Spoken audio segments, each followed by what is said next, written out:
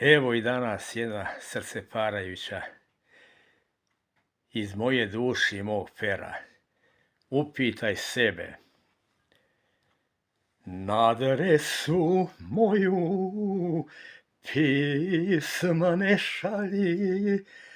Upitaj sebe što smo se rastali. Na adresu moju pisma ne šalji. Upitaj sebe što smo se rastali. Da ih primim neću, neka ih poštar vrati. Kad na vrata ti dođe, ti ćeš zaplakati. Da ih primim neću, neka ih poštar vrati.